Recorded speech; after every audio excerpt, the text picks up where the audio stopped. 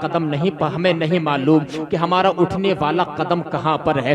ڈوبتا ہوا سورج روزانہ خبریں دیتا ہے کہ ایک دن ہم سب ڈوبنے والے ہیں۔ یہ سڑکوں کے کنارے آبادیوں میں قبرستان نظر آتے ہیں، یہ ہمیں بتاتے ہیں کہ ہم تم سب مٹی کا رزق بننے والے ہیں۔ پھر گھمنڈ کس چیز کا ہے، پھر غرور کس چیز کا ہے، پھر کبر کس چیز کا ہے؟ اس کائنات میں اگر کبریائی کسی کے لیے ہے تو وہ اللہ تعالیٰ کے لیے ہے، اگر تکبر کسی کے لیے ہے تو وہ اللہ پاک کے لیے ہے۔ اور اللہ تعالیٰ فرماتا ہے الکبریاء ردائی، یعنی کہ کبریائی میرے لیے ہے۔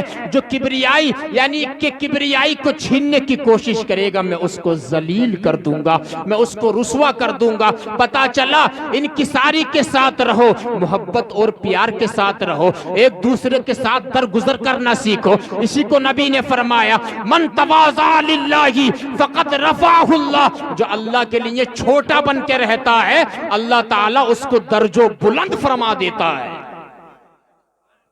اللہ تعالیٰ اس کو درجو بلند کر دیتا ہے جو چھوٹا بن کے رہتا ہے۔ اللہ اکبر۔ غرور سے بچنا چاہیے، تکبر سے بچنا چاہیے۔ اب ذرا میں آگے بڑھ رہا ہوں، اس لیے موت کو یاد کرنا چاہیے۔ کتابوں کے اندر لکھا ہے جو صبح شام صرف 2 مرتبہ موت یاد کر لے گا مجھے موت آنی ہے، اللہ تعالیٰ اس کو شہیدوں کا مقام عطا فرمائے گا۔ بولو سبحان اللہ۔ شہادت کی موت عطا فرمائے گا۔ اور شہید کون ہوتا ہے؟ زور سے بولیں۔ جنتی۔ تو جو 2 مرتبہ موت کو یاد کر لے گا وہ جنتیوں والا کام کرے گا۔ کون سا؟ جنتیوں والا کام کرے گا۔ اندازہ لگائیے خلیفہ دوم فاروق اعظم رضی اللہ تعالی عنہ۔ کون فاروق اعظم؟ وہی فاروق اعظم جب وہ راستے سے گزرا کرتے تھے شیطان بھی اپنا راستہ بدل دیا کرتا تھا۔ اللہ اکبر کبیرہ۔ فاروق اعظم نے جب کلمہ نہیں پڑھا تھا، چند اونٹ ایک لائن میں نہیں لگا سکتے تھے، ان کا باپ خطاب ان کو مارتا تھا، لیکن جیسے ہی نبی کا کلمہ فاروق اعظم عمر ابن خطاب نے پڑھ لیا تھا، اللہ اکبر، آدھی دنیا کو فاروق اعظم نے ایک لائن میں کھڑا کر دیا تھا۔ سبحان اللہ۔ 22 لاکھ مربع میل کا حکمران فاروق اعظم ہے۔ وہ فاروق اعظم ہے، ذرا دیکھو، جن کے دامن پہ گناہ کا ایک دھپا بھی نہیں ہے، جن کی نماز چھوٹی ہوئی نہیں ہے، وہ اللہ و رسول کے فرما بردار ہیں، جن کو جنت کا سرٹیفکیٹ حاصل ہے، جن کو جنت کا ٹکٹ حاصل ہے۔ نبی نے فرمایا تھا ابو بکر فی الجنہ، عمر فی الجنہ، عثمان فی الجنہ، علی فی الجنہ، طلحہ فی الجنہ، زبیر فی الجنہ، عبد الرحمن ابن عوف فی الجنہ، ابو عبیدہ ابن جرہ فی الجنہ، سعید ابن زید فی الجنہ، سعد ابن ابی وقاص فی الجنہ۔ نبی نے فرمایا تھا ابو بکر جنتی ہیں۔ زور سے بولو سبحان اللہ۔ کیا ہے؟ زور سے بولو۔ جنتی۔ ابو بکر جنتی ہیں، عمر جنتی ہیں، عثمان جنتی ہیں، علی جنتی ہے، زبیر جنتی ہے، طلحہ جنتی ہے۔ 10 خوش نصیبوں کو حضور نے جنت کا ٹکٹ دیا، لیکن جنت کا ٹکٹ جنت کے مالک سے پانے کے باوجود بھی خشیت الہی کا کیا حال تھا، موت کو کتنا یاد کرتے تھے۔ حضرت عمر فاروق اعظم نے اپنی بارگاہ میں ایک خادم رکھا ہوا تھا۔ زور سے بولو سبحان اللہ۔ کیا رکھا ہوا تھا؟ ادھر والے بول رہے ہیں خادم۔ خادم کی ڈیوٹی کیا تھی معلوم ہے؟ جو ان کے پاس نوکر تھا اس کی ڈیوٹی کیا تھی؟ اس کی ڈیوٹی یہ تھی وہ صبح اور شام حضرت عمر فاروق اعظم کو موت یاد دلاتا تھا۔ بولو یار سبحان اللہ۔ کیا یاد دلاتا تھا؟ موت۔ اے نبی کے غلام، تمہیں موت آنی ہے۔ یار اس سے اچھی ڈیوٹی کیا ہوگی؟ بس صبح شام موت یاد دلانی ہے اور وظیفہ پا لینا اپنا مقرر۔ لیکن موت یاد دلاتا تھا فاروق اعظم کو صبح کو، حضور آپ کو موت آنی ہے۔ شام کو موت یاد دلاتا تھا، حضور آپ کو موت آنی ہے۔ اندازہ لگائیے ذرا، ایک دن کیا ہوا، نبی کے غلام فاروق اعظم نے اس کی چھٹی کر دی۔ اس نے کہا حضور کیا بات ہے، میں آپ کو صبح شام موت یاد دلاتا ہوں اور آپ نے میری چھٹی کر دی۔ ذرا جواب سننا فاروق اعظم کا۔ فاروق اعظم نے ارشاد فرمایا بات یہ ہے مجھے تم سے اچھا نوکر مل گیا۔ بولو یار سبحان اللہ۔ کون مل گیا؟ تم سے اچھا نوکر مل گیا، تم سے اچھا مجھے بتانے والا مل گیا۔ تو فاروق اعظم نے جب اتنا فرمایا نا، اس نے کہا حضور ذرا اس نوکر سے میری تو ملاقات کرا دیجئے، وہ کون سا ایسا نوکر ہے جو آپ کو موت یاد دلاتا ہے؟ اللہ اکبر کبیرہ، ذرا آپ اندازہ لگائیے، آپ کو بتانا چاہتا ہوں میں۔ فاروق اعظم نے کہا وہ کوئی انسان نہیں ہے، وہ کوئی خاتون نہیں ہے، وہ کوئی میرا غلام نہیں ہے جو مجھے صبح شام موت یاد دلائے گا، بلکہ فاروق اعظم نے کہا میرا چہرہ دیکھو، چہرہ، میرے چہرے پہ داڑھی کے 2 بال سفید ہو گئے ہیں۔ ارے بول دو یار سبحان اللہ، داڑھی کے 2 بال سفید ہو گئے ہیں۔ میں نے تمہاری چھٹی اس لیے کر دی ہے، تمہارا کام کیا تھا، تمہارا وظیفہ کیا تھا، تمہاری ڈیوٹی یہی تھی نا کہ تم مجھے موت یاد دلاتے تھے، لیکن اب تمہاری ضرورت نہیں ہے، اس لیے کہ میری داڑھی میں جو 2 بال سفید نظر آتے ہیں، میں جب آئینے کے سامنے جاتا ہوں، میں جب شیشے کے سامنے جاتا ہوں، میری داڑھی مجھے یاد دلاتی ہے اے عمر ابن خطاب اب تو اللہ تعالیٰ کی بارگاہ میں سجدہ بڑھا دے، اب تو توبہ بڑھا دے، اس لیے کہ تیری داڑھی اب سفید ہونے لگی ہے، نہیں معلوم موت کا فرشتہ کب آ جائے اور تیری روح قفس انصری سے پرواز کر جائے۔ اللہ اکبر کبیرہ، ذرا اندازہ لگائیے، یہ فاروق اعظم کی خشیت تھی کہ انہوں نے اپنے غلام کی چھٹی کر دی تھی۔ میرے بھائی جب عمر آ جاتی ہے، جب بدن میں کمزوری آ جائے، جب داڑھی کے بال سفید ہونے لگے، جب آنکھ کمزور ہونے لگے، جب کمر ٹیڑھی ہونے لگے، جب سر کے بال بھی سفید ہونے لگے، پتا سمجھ جا اپنا سجدہ تجھے بڑھا دینا چاہیے، ایک دوسرے سے معافی تلافی کر لینا چاہیے، دل کے اندر گنجائش پکر پیدا کر لینا چاہیے، ماں باپ کی خدمت بڑھا دینا چاہیے، امام کا احترام بڑھا دینا چاہیے، سادات کرام کی نگاہوں میں ان کی عزت اپنی نگاہوں کے سامنے لانا چاہیے۔ یہ چیز جس دن ہمارے اندر آ جائے گی، دنیا کی زندگی میں ہریالی آ جائے گی اور ہماری آخرت سرسبز و شاداب ہو جائے گی۔ آخرت ہماری سرسبز و شاداب ہو جائے گی۔ تو فاروق اعظم نے اس کی چھٹی کر دی غلام کی، داڑھی میں جو 2 بال سفید نظر آئے۔ اندازہ لگائیے آپ، یہ تھے وہ لوگ جن کے گناہ دامن پہ گناہ کا ایک دھپا بھی نہیں ہے، اور آج اپنا حال دیکھو ذرا۔ یہ امام صاحب بیٹھے ہیں، ان سے پوچھئے فجر میں کتنے لوگ ہوتے ہیں؟ سب سوتے ہیں، مشکل سے شاید ایک یا 2 جماعتیں ہو جاتی ہیں۔ اللہ تعالی ہم سب کو ہدایت نصیب فرمائے، بولو آمین۔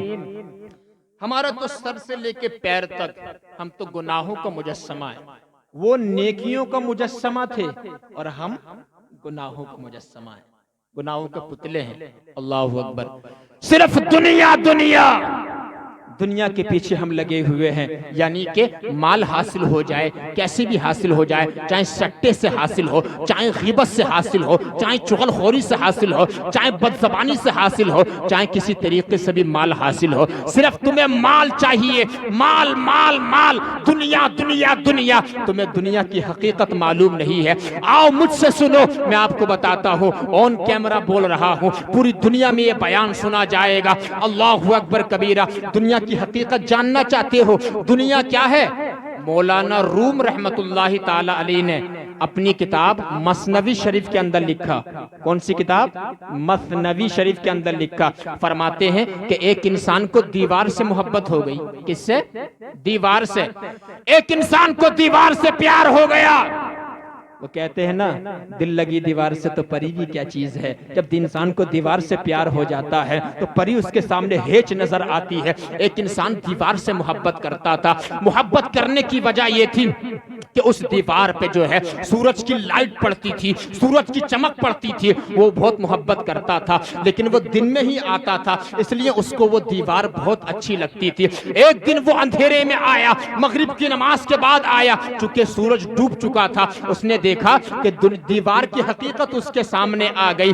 دیوار میں اندھیرا تھا، دیوار کے سامنے اندھیرا تھا، دیوار کے اوپر اندھیرا تھا۔ وہ سمجھ گیا کہ دیوار خوبصورت نہیں تھی، سورج کی لائٹ اس کے اوپر پڑ رہی تھی، دیوار کی حقیقت جو ہے اس کے سامنے آ چکی تھی۔ اب اس بندے نے دیکھا کہ دیوار تو زیادہ خوبصورت نہیں تھی، جب دیوار کی حقیقت اس کے سامنے آئی تو دیوار کی محبت جو ہے اس کے سینے سے نکل گئی۔ ایسے یہ دنیا ہے میرے بھائیوں، جب انسان کو موت کا وقت آتا ہے، اس کے سامنے دنیا کی حقیقت آ جاتی ہے، یہ سوچتا ہے جس دنیا کے پیچھے میں بھاگتا رہا وہ تو چند دنوں کی تھی، اب جو زندگی شروع ہو جانے والی ہے وہ تو اربوں سال ہے، وہ تو خربوں سال ہے، جہاں پہ قیامت کے دن جو ہے ایک دن 50,000 دنوں کے برابر ایک دن ہوگا۔ اللہ اکبر کبیرہ۔ آپ اندازہ تو لگائیے ذرا کتنا بڑا وہ دن ہوگا، 50,000 سال کے برابر ایک دن قیامت کا دن ہوگا۔ اللہ اکبر کبیرہ۔ یعنی کہ دنیا کیا ہے معلوم ہے آپ کو بتا دوں، جب سے اللہ تعالیٰ نے دنیا کو بنایا ہے اس کی طرف نظر رحمت نہیں کی ہے۔ لو کانت الدنیا تعدل عند اللہ جناح بعودۃ ما سقا کافرا منہا شربۃ ماء۔ ہمارے تمہارے نبی نے فرمایا اے لوگو، اگر دنیا کی عزت، دنیا کا مرتبہ، دنیا کی قدر اللہ کی نگاہ میں جناح بعودہ، ایک مچھر کے پر کے برابر بھی ہوتی تو اس دنیا سے کوئی بھی کافر ایک گھونٹ پانی بھی نہیں پی سکتا تھا، ایک گھونٹ پانی بھی نہیں پی سکتا تھا۔ پتا چلا دنیا ذلیل ہے، ذلیل لوگوں کو دی گئی ہے۔ اللہ اکبر کبیرہ۔ اندازہ لگائیے ذرا، اگر دنیا محبوب ہوتی تو اللہ تعالیٰ یہ اپنے یعنی کہ دشمنوں کو نہیں دیتا۔ پتا چلا دنیا ذلیل ہے، ذلیل لوگوں کو دی گئی ہے۔ اندازہ لگائیے جب دیوار کی حقیقت اس کے سامنے آ گئی، دیوار کو بھول گیا۔ ایسے ہی دنیا ہے، دنیا کی حقیقت بھی یہی ہے میرے بھائیوں کہ انسان دنیا میں چند دنوں کے لیے آیا ہے، ہمارا آخرت کا جو معاملہ ہے وہ جنت کی طرف ہونا چاہیے۔ بولو سبحان اللہ۔ جنت ایسے مل جائے گی؟ جنت سستی نہیں ہے، جنت جو ہے بہت محنت، کڑی محنت کرنی پڑے گی۔ کہ ہم کیا سمجھتے ہیں کہ مسجد میں 10 روپے دے دیے تو جنت مل جائے گی؟ امام صاحب سے اعلان لگوا دیا، امام صاحب اعلان کر دو صاحب 10 روپے کا۔ بعض آدمی 3 بار اعلان کراتا ہے، اور اتنے ہم تو یار اتنے سمجھ لو ایسے ہو گئے، ہمارے تو ذہن ایسے ہو گئے، اگر 2 نوٹ ہیں نا 10 کے، ایک نوٹ جو ہے تھوڑا امام صاحب کو بلا تھوڑا نیا ہے کرارا، ایک نوٹ تھوڑا پرانا ہے، تو مسجد کے گولا گھوم رہی ہے تو اس میں پرانا نوٹ ڈالے گا، نیا نہیں۔ جبکہ میرے بھائی یہ پرانا نوٹ بھی 10 میں چلے گا، یہ نیا نوٹ بھی 10 میں چلے گا۔ یعنی کہ اتنی گری ہوئی سوچ تو کیوں رکھ رہا ہے؟ اللہ اکبر کبیرہ۔ یعنی کہ لوگ سوچتے ہیں اگر جلسے میں ایک نعرہ مار دیا جنت ہماری ہو جائے گی، مسجد میں 10 روپے دے دیے جنت ہماری ہو جائے گی۔ اللہ اکبر کبیرہ۔ میں آپ کو بتا دوں جنت اگر اتنی سستی ہوتی تو کربلا کے میدان میں امام علی مقام کو، امام حسین کو اپنی گردن کٹانا نہیں پڑتی۔ جنت اگر سستی ہوتی تو حضرت علی اکبر کو اپنی جوانی لٹانا نہیں پڑتی۔ جنت اگر سستی ہوتی تو کربلا کے تپتے ہوئے ریگزار پہ قاسم بن حسن کو اپنا شباب لٹانا نہیں پڑتا۔ جنت میرے بھائی اگر سستی ہوتی تو حضرت علی اصغر کو اپنے حلق پہ تیر کھانے نہیں پڑتے۔ جنت اگر سستی ہوتی اللہ اکبر کبیرہ تو 72 نفوس قدسیہ کو اپنی جان لٹانا نہیں پڑتی۔ پتا چلا جنت میں جانے کے لیے بڑی محنت کرنی پڑے گی، بڑی محنت کرنی پڑے گی۔ جب صبح کو 2 کلو کا لحاف تیرے اوپر پڑا ہوا ہوتا ہے، نفس تو کہتا ہے کہ نماز پڑھنے مت جا، بڑی سردی پڑ رہی ہے، ٹھنڈے پانی سے وضو بنانا پڑے گا۔ اپنے نفس امارہ کو مار کے 2 کلو کا لحاف ہٹانے کے بعد جو ہے ٹھنڈے پانی سے وضو بنا کے اپنے پیروں سے مسجد میں آنا پڑے گا، امام صاحب کے پیچھے نماز ادا کرنی پڑے گی۔ جب کہیں جا کے تمہیں جنت ملے گی، جب ظہر کے وقت میں جب لائٹ کا انتظام نہیں ہوتا ہے، گرمی پڑتی ہے، نفس تو کہتا ہے بڑی گرمی پڑ رہی ہے، اپنے نفس کو مارنے کے بعد جو ہے ظہر کی نماز پڑھنی پڑے گی، تب کہیں جا کے تمہیں جنت ملے گی۔ عصر کی نماز تمہیں گپ شپ چھوڑ کے پڑھنی پڑے گی، جب جنت ملے گی۔ مغرب کی نماز پڑھنی پڑے گی، جب جنت ملے گی۔ عشاء کی نماز پڑھنی پڑے گی، جب جنت ملے گی۔ یار وہی جنت ہے جس جنت کے بارے میں ہمارے تمہارے نبی نے فرمایا اے لوگو اپنی نماز میں اللہ تعالیٰ سے 5 مرتبہ جنت مانگا کرو، 5 ٹائم کی نماز میں جنت مانگا کرو، یہ وہی جنت ہے، اس لیے اس کی طرف توجہ کرنا چاہیے۔